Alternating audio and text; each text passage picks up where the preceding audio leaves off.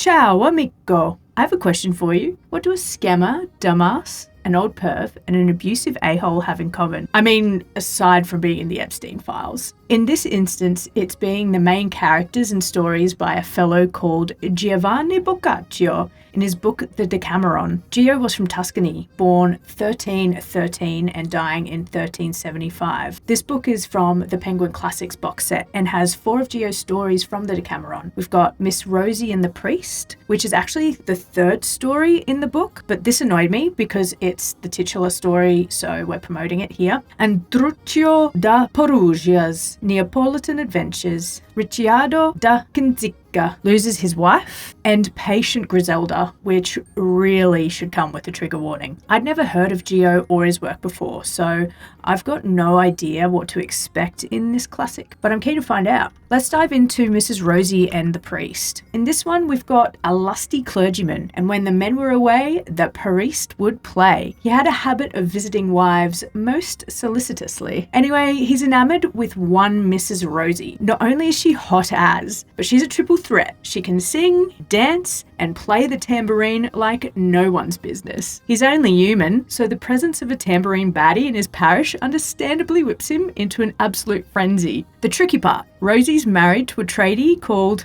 no word of a lie, Willie Welcome, though Willie was not welcome to the randy priest. One day, Priesty Boy bumps into Willie and his loaded ass. Oh no, not like that. It's his beast of burden, and it was carrying materials for a delivery a ways away that Willie had been hired to make. The priest sees his chance and beelines to Rosie and Willie's house. When he gets there, he's all, "Aw, Rosie, don't be a tease. Love thy neighbour like God intended. Come on, please. Priests do it better anyway." And Rosie's like, "All right. You want it this bad? Pay me." Priest is all, "Damn, girl, I left my wallet at home, but I'll be sure to pay you ASAP when I see you next." Rosie is not having it, knowing false promises when she hears them. And the priest realizes she's only going to agree to his wishes when a contract is signed, sealed, and delivered, when he was hoping for a bit of free access. So, being all hard-pressed by his loaded weapon, the priest agrees to hand over his expensive priesty cape as collateral for the exchange, and then they get to business. However, in his post-nut clarity, the priest does not want to pay up. He devises a plan. He'll send his servant to borrow Mrs Rosie's stone mortar, of the mortar and pestle variety. Then later, the servant will return it at a time Willie is home and ask for the cape that he's left as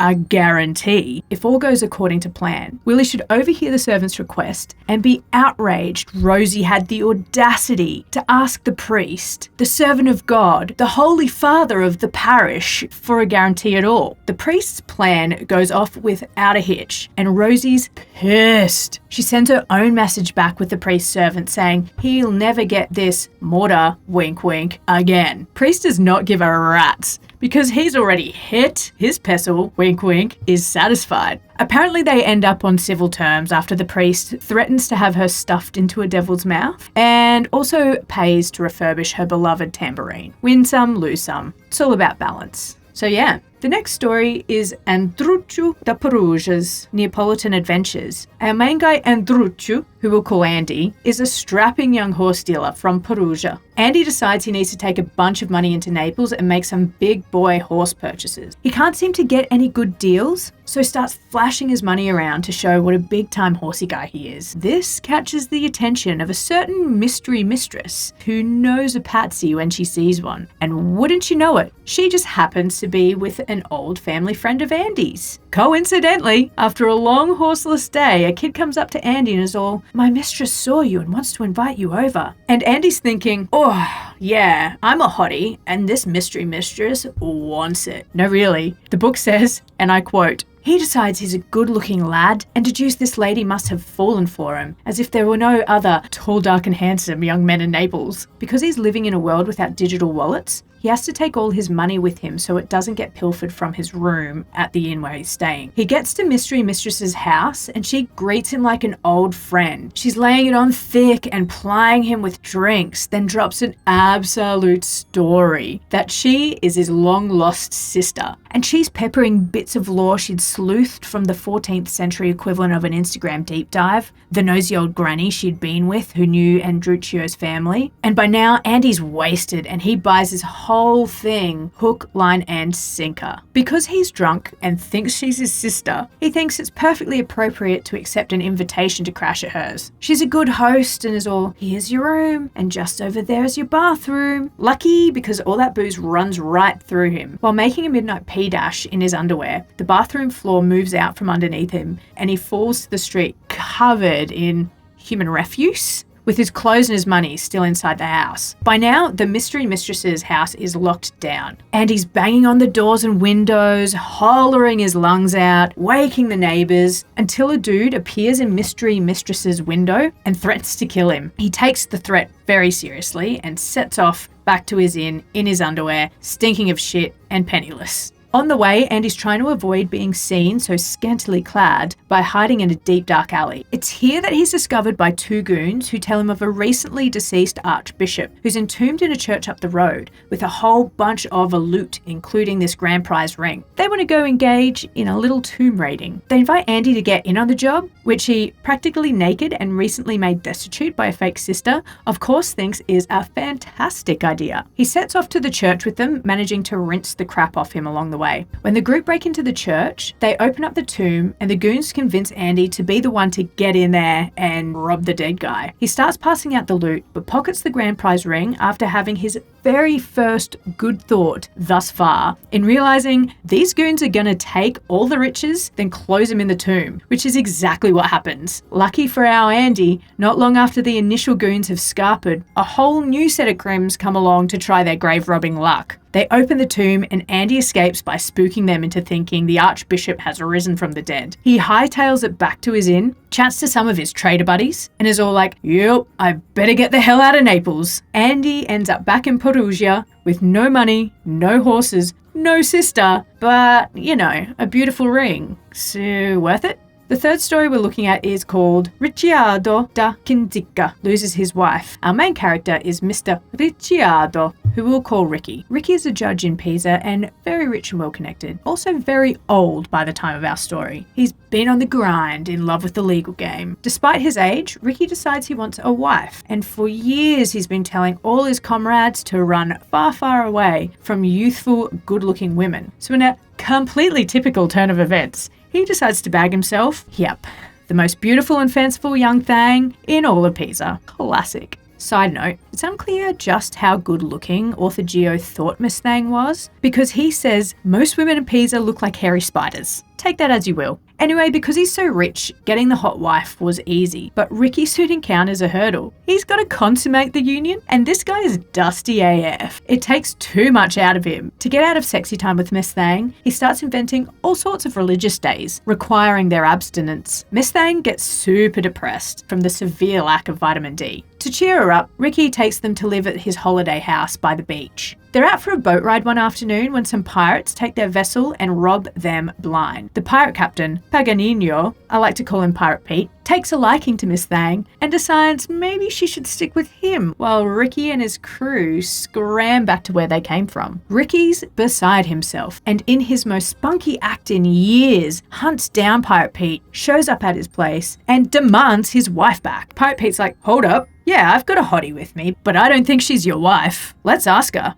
Unfortunately for Ricky, Pirate Pete had, indeed, been laying pipe for Miss Thang, who pretends not to recognise her jilted husband. Ricky convinces Pirate Pete to leave him alone with Miss Thang, and then she drops the act and goes in on the Rickster. No word of a lie, she's straight savage, saying, Ricky, you're a dumbass. You're not as wise as you think you are, and you never were. If you had been, you should have had the wit to see I am young, fresh, and frisky. Ricky's horrified, busting out the tried and true, what about your family's honour? And she's all, screw my family's honour. They gave me to a crusty perv. I'm staying here with the hot bad boy who doesn't invent holidays to avoid doing me right. Kick rocks. So he does. Ricky does little to no self-reflection on his do as I say, not as I do approach to wife selection, and after this crushing blow, loses his marbles. He goes around the Pisa town for a while, telling anyone who'd listen, a horrid hole hates a holy day.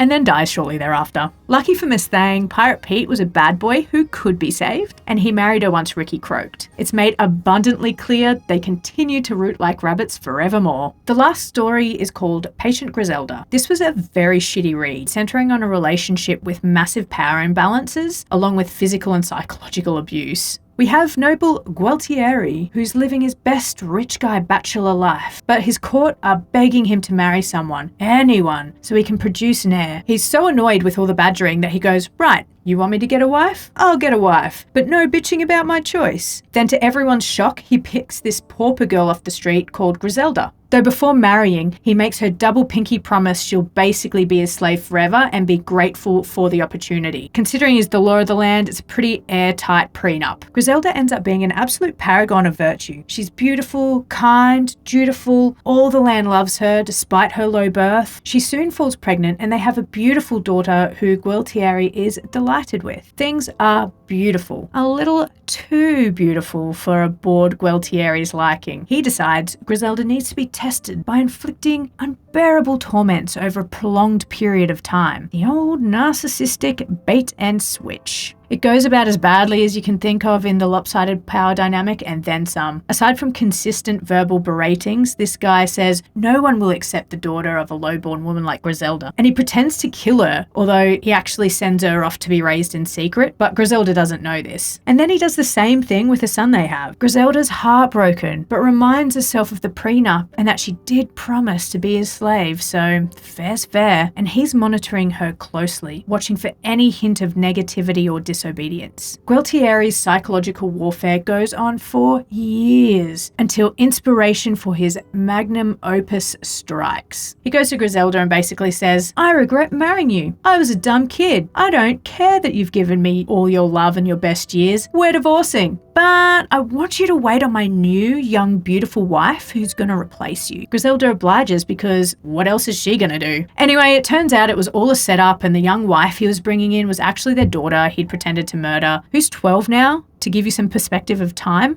And bop, here's the son also. And I've just pretending to be a dick and you passed my test. And apparently they lived happily ever after with no PSD whatsoever. Fuck that guy. I hated this story. So, my thoughts on Gio's work. I think they were funny little stories with plenty of crass euphemism, which I'm a massive fan of. You can't go past the horny priest being hard-pressed by his loaded weapon and supplying his pestle to Mrs Rosie's mortar. Each story seemed to have some overarching cautionary tale. The priest is how you can scam women into bed if you've got God on your side. Andy is full of youthful vanity and naivety and is just generally bad at decision making. Ricky cautions against marrying someone you can't keep up with. And stupid dumb Gualtiero espouses the benefits of choosing a disadvantaged person to marry so they'll put up with your abuse. I don't know about that one. Granted, these are all very male-centric life lessons, which was frankly kind of expected considering the time of writing. Although I was caught off guard because certain aspects reminded me that humans have been humaning the same way for a long time. Fundamental aspects of these stories are still super recognizable, even 700 years on. For example, Mrs Rosie is way more blasé about giving it up to the priest than I'd imagine for the 1400s. Or you could reframe Andy as a crypto trader bro who gets scammed by his influencer hero's latest pump and dump coin. I mean, an old rich guy like Ricky marrying young remains such a huge cliche it barely needs mentioning, and sadly, to this day, there are many women out there living with their Gualtieris. However, overall I've not come away with an appreciation for why these stories, and by proxy the Decameron, are classics. Sometimes they're funny, sometimes salacious, but the storylines are straightforward, prose-simply written, and the characters are bare bones. I mean, that's why I was able to fit in 4 stories in a 15-minute video. If anyone out there is more intelligent than ignorant about Gio and his work, please feel free to drop some lore in the comments about what makes this a classic academically. And that's all from me. See you in the next video.